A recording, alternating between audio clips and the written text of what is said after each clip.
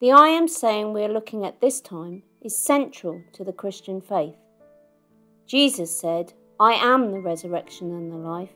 He who believes in me, though he may die, he shall live.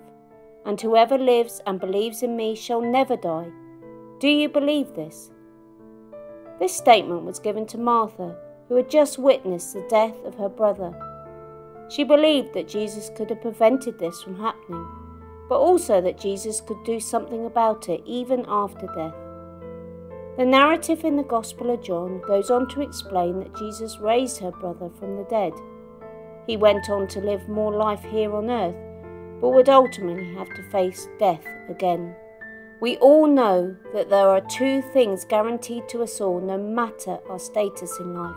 1, we are born, and 2, we will die. A well-known verse in the Bible declares, "Naked I came from my mother's womb, and naked shall I return. The Lord gave, and the Lord has taken away. Blessed be the name of the Lord."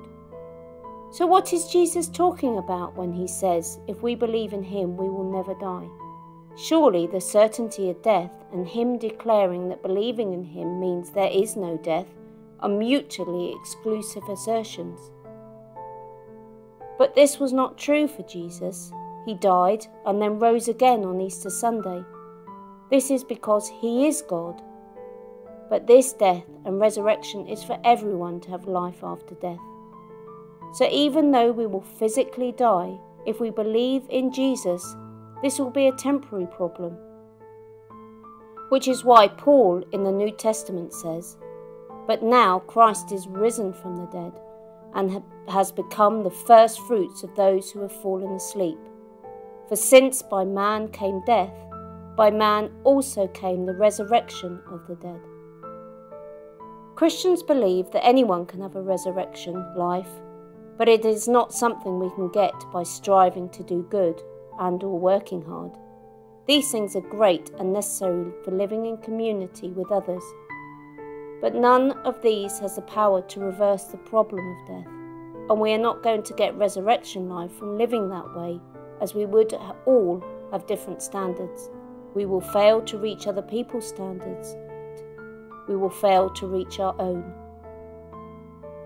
The standards are too high for anyone to reach, except, that is, for someone who is perfect. Christians believe that Jesus is perfect and he is the resurrection and life, and it is through his death on a Roman cross and resurrection from a borrowed tomb that there is resurrection life for anyone who asks God. And just as in birth and death, everyone is equal when they get this resurrection life.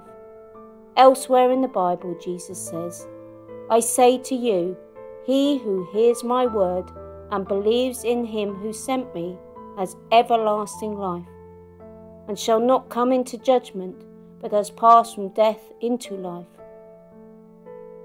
And this is the will of him, God the Father, who sent me, that everyone who sees the Son and believes in him may have everlasting life, and I will raise him up on the last day."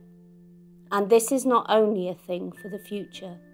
The hope of the resurrection changes our lives now. According to the Christian author Tim Keller, Christ's resurrection not only gives you hope for the future, it gives you hope to handle your scars right now. This means that we believe that life begins in the here and now, but that's for another video.